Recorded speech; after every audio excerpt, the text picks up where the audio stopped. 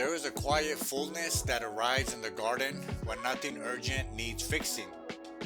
The rows are tended, the soil is dark and alive, the perennial bed stands steady through the seasons, reliable without effort. The sanctuary within feels familiar now, not something fragile to defend, but something lived in. And from this settled place, a new realization emerges. The garden is producing more than it needs. The tomato vine hangs heavy with fruit, far beyond what a single table could hold.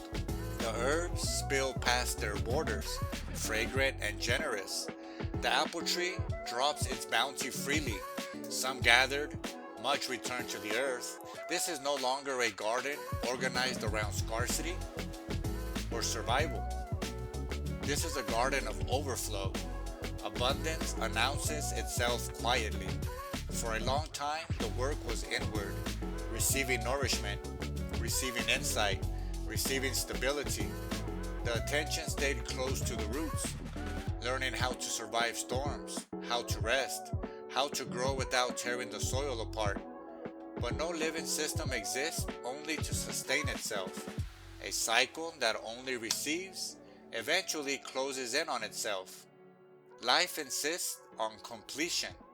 In the natural world, maturity does not end in display, it ends in dispersal. The flower fades and something humbler forms in its place. A seed pod, dry, often unremarkable, easily overlooked, and yet inside it rests the entire future of the plant, condensed into potential, not meant to stay, meant to travel. This movement, from receiver to giver, was understood by the old masters with remarkable subtlety. They rarely spoke directly about wisdom as possession. They spoke about it as something that moves.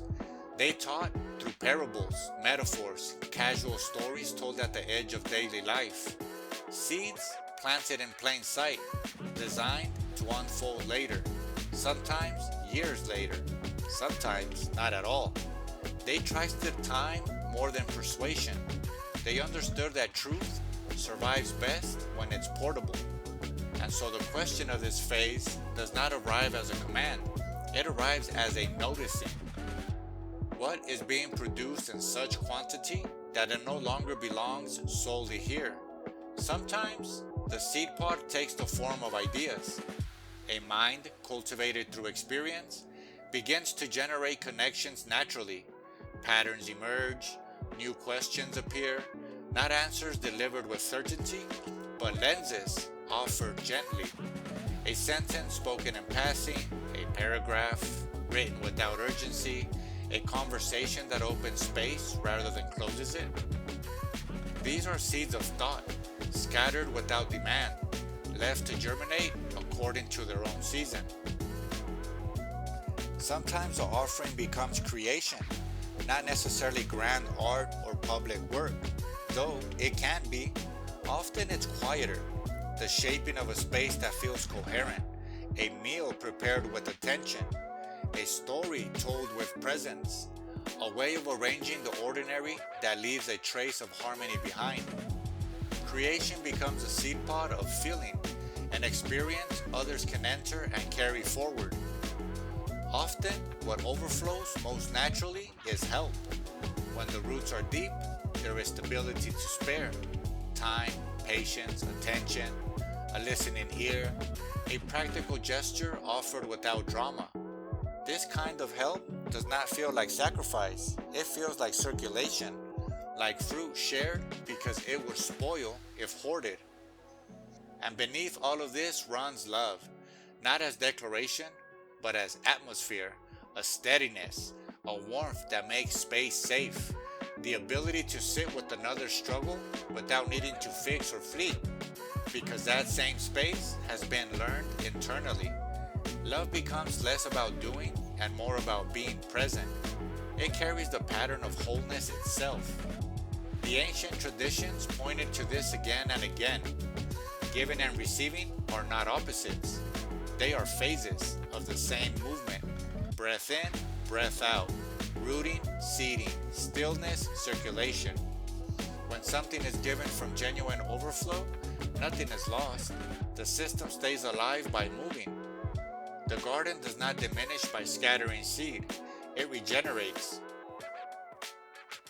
There is humility in this stage, a recognition that nothing offered was created in isolation, language inherited, symbols passed down, metaphors refined by countless minds who noticed the same cycles long before these words existed.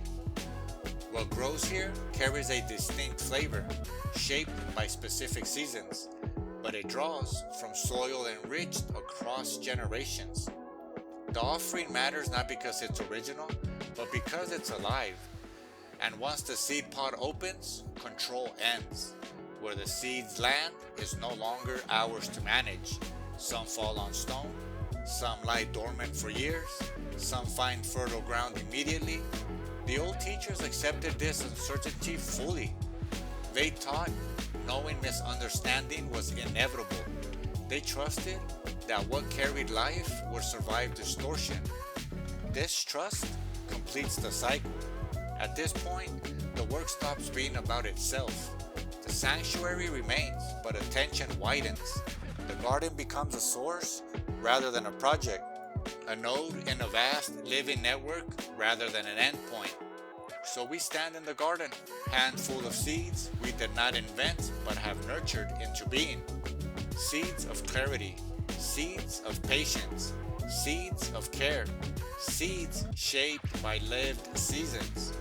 And without force, without expectation, they are released. The wind carries what it will, the soil receives what it can.